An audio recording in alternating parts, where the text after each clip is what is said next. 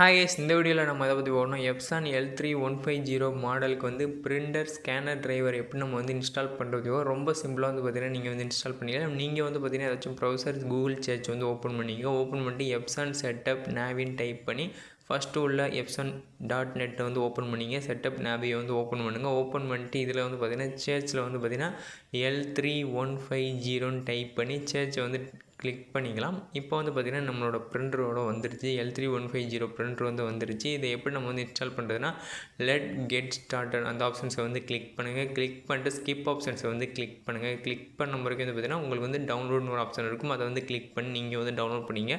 இப்போ வந்து பார்த்திங்கன்னா நம்ம வந்து டவுன்லோட் பண்ணியாச்சு. டவுன்லோட் பண்ணது வந்து ஓப்பன் பண்ணிங்கன்னா உங்களுக்கு வந்து அப்டேட்டிங் ஆகும். அப்டேட் ஆகிடுச்சுன்னா நீங்கள் அடுத்த ஸ்டெப்புக்குள்ள வந்து போயிடும். இதில் வந்து பார்த்திங்கன்னா லைசன்ஸ் அக்ரிமெண்ட்டில் வந்து பார்த்திங்கன்னா ஐ அக்ரி ஆப்ஷன்ஸை வந்து கிளிக் பண்ணி நெக்ஸ்ட் ஆப்ஷன்ஸை வந்து கிளிக் பண்ணுங்கள். செலக்ட் ஆப்ஷன்ஸை வந்து நெக்ஸ்ட் ஆப்ஷன்ஸை வந்து கிளிக் பண்ணுங்கள். இன்ஸ்டாலேஷன் வந்து பார்த்திங்கன்னா நம்மளுக்கு வந்து இன்ஸ்டால் ஆகிருக்கு. ஃபுல்லாக இன்ஸ்டால் ஆகிறது வந்து வெயிட் பண்ணுங்கள். இது வந்து பார்த்திங்கன்னா ஒரு 10 நிமிஷத்துக்கிட்ட வந்து பார்த்திங்கன்னா ஃபுல்லாக வந்து உங்களுக்கு வந்து இன்ஸ்டால் ஆகும். ஃபுல்லாக இன்ஸ்டால் ஆகிடுச்சுன்னா உங்களுக்கு வந்து photo tool, scanner driver, printer driver எல்லாமே வந்து பார்த்திங்கன்னா ஆட்டோமேட்டிக்காக வந்து பார்த்திங்கன்னா உங்களுக்கு இன்ஸ்டால் ஆகிடும். இப்போ வந்து பார்த்திங்கன்னா கனெக்டட் நம்ம வந்து யூஎஸ்பி கேபிள் மூலமாக தான் கனெக்ட் பண்ணியிருக்கோம்.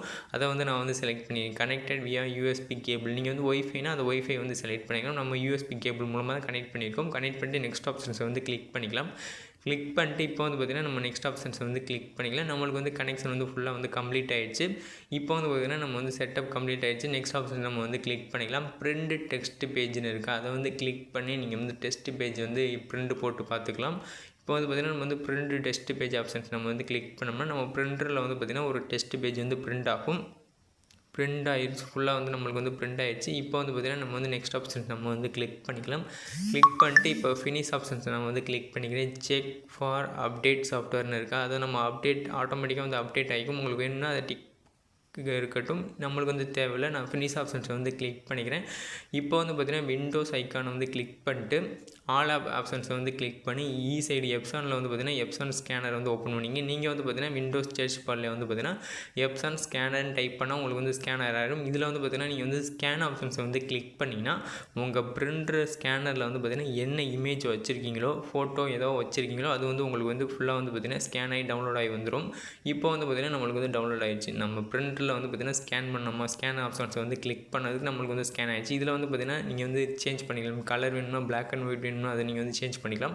நம்மளுக்கு வந்து கலர்லேயே வேணும். கலர்லேயே ஓகே தான். இப்போ வந்து ஸ்கேன் ஆப்ஷன்ஸை வந்து கிளிக் பண்ணுறேன். நம்மளுக்கு வந்து பார்த்திங்கன்னா இமேஜ் வந்து டவுன்லோட் ஆகிடுச்சு. இந்த பிரிண்டர் ஸ்கேனரில் வந்து பார்த்திங்கன்னா நம்ம வந்து என்ன ஃபோட்டோஸ் வச்சுருந்தோமோ அது வந்து நம்மளுக்கு வந்து ஸ்கேன் ஆகிடும். இப்போ வந்து பார்த்திங்கன்னா நம்ம வந்து ஸ்கேன் ஆனது வந்து ஓப்பன் பண்ணி காட்டுறேன். இதான் வந்து பார்த்திங்கன்னா நம்ம பிரிண்டரோட ஸ்கேனரில் வந்து நம்ம வந்து வச்சுருந்தது. ஓகேவா, நம்மளுக்கு வந்து பார்த்திங்கன்னா நீட்டாக வந்து ஃபுல்லாகவே வந்துருச்சு, ஸ்கேன் ஆகிடுச்சு.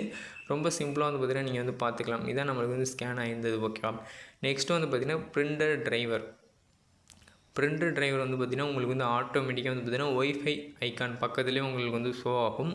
அதை கிளிக் பண்ணி அதை வந்து பார்த்திங்கன்னா ரைட் கிளிக் பண்ணி நீங்கள் வந்து பிரிண்டர் செட்டிங்ஸ் ஆப்ஷன்ஸை வந்து நம்ம வந்து கிளிக் பண்ணிக்கலாம். தேர்ட் ஆப்ஷன்ஸை வந்து பார்த்திங்கன்னா கீழேருந்து தேர்ட் ஆப்ஷன்ஸை வந்து பார்த்திங்கன்னா பிரிண்டர் செட்டிங்ஸ்னு ஒரு ஆப்ஷன் இருக்குது. அதை வந்து நம்ம வந்து கிளிக் பண்ணி பிரிண்டர் செட்டிங்ஸ் வந்து நம்ம வந்து ஓப்பன் பண்ணிக்கலாம். பிரிண்டர் டிரைவர் வந்து நம்ம வந்து ஓப்பன் பண்ணிக்கலாம். பிரிண்டர் செட்டிங்ஸ் ஆப்ஷன் நம்ம வந்து கிளிக் பண்ணியாச்சு. இதில் வந்து பார்த்திங்கன்னா மெயின்டெனன்ஸ் ஆப்ஷன்ஸ் வந்து கிளிக் பண்ணி நீங்கள் வந்து சேஞ்சஸ் வந்து பண்ணிக்கலாம். ஹெட் கிளீனிங், நாசில் செக், பவர் கிளீனிங் அது வந்து நீங்கள் வந்து கொடுத்துக்கலாம்.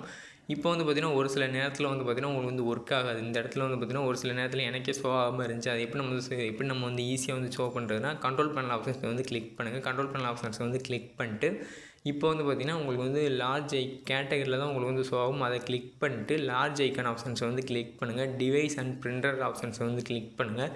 டிவைஸ் அண்ட் பிரிண்டர் ஆப்ஷன்ஸை வந்து கிளிக் பண்ணிட்டு இப்போ வந்து பார்த்திங்கன்னா உங்களுக்கு வந்து ஷோ ஆகும். L3150 சீரீஸ்னு இருக்குது. அதை ரைட் கிளிக் பண்ணி நீங்கள் வந்து பிரிண்டிங் ப்ரிஃபரன்ஸ் ஆப்ஷன்ஸை வந்து கிளிக் பண்ணி இதில் வந்து நீங்கள் வந்து செக் பண்ணிக்கலாம்.